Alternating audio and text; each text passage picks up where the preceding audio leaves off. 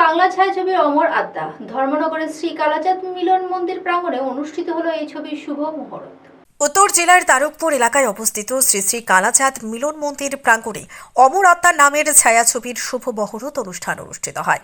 একটি বিশেষ আয়োজনের মধ্য দিয়ে শুভ মুহূর্ত অনুষ্ঠানটির আয়োজন করা হয়। এটি বাংলা চলচ্চিত্র জগতে এক প্রচলিত রীতি। সেখানে সিনেমার পরিচালক তথা প্রযোজক ডক্টর সুপ্রিয় গোস্বামী, অভিনেতা সিদ্ধার্থনাথ এবং অভিনেত্রী অনামিকা দেবী সহ অন্যান্য কলাকুশলীরা উপস্থিত ছিলেন।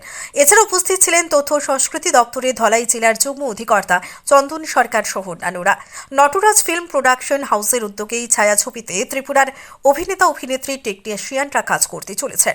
ত্রিপুরা রাজ্যে ছায়াছবি নির্মাণে যে প্রাকৃতিক স্থান রয়েছে তাই ছবির মাধ্যমে ফুটে উঠবে।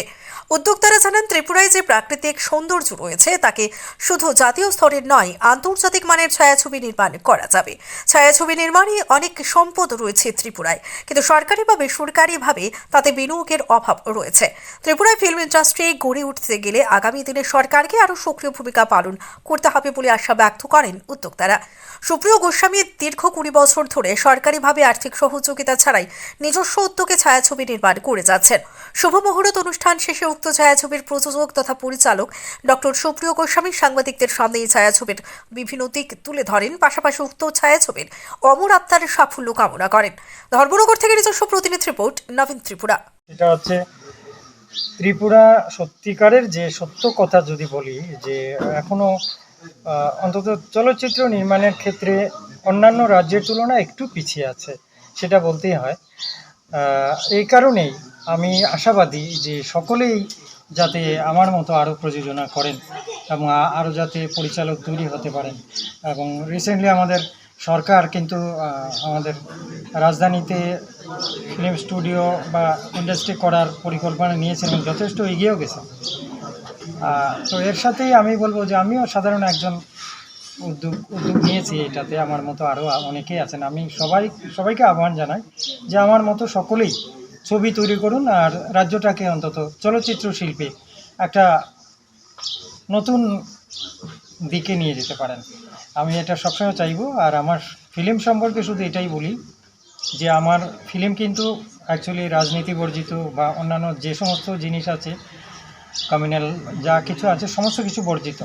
এবং এটা অত্যন্ত সুন্দর একটা কাহিনী আমি নিয়েছি, যে কাহিনীটা সকলের ভালো লাগবে।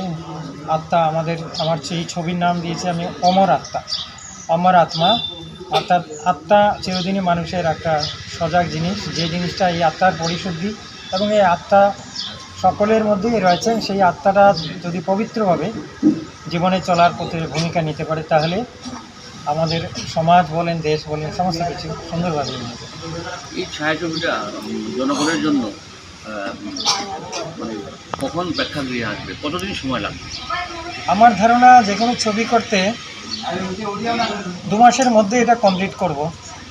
আর সেন্সরে 1 মাস সময় লাগে। সেন্সরে 1 মাস সময় চলে যায়, তারপরে 1 মাস আমরা মার্কেটিংয়ে যাব। এবং আমাদের ইচ্ছে এটা মাল্টিপ্লেক্স বা অন্যান্য যে ওটিটি আছে সেগুলোতে আমরা পাবলিশের ব্যবস্থা করি এবং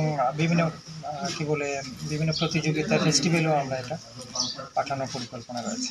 তো এই ছায়াছবি করতে গিয়ে আপনি সরকার পক্ষ থেকে কোনো সহযোগিতা আশ্বাস পেয়েছেন কি? আসলে আমি যে কথাটা এতদিনে আমার যে অভিজ্ঞতা, কারণ আমি 2005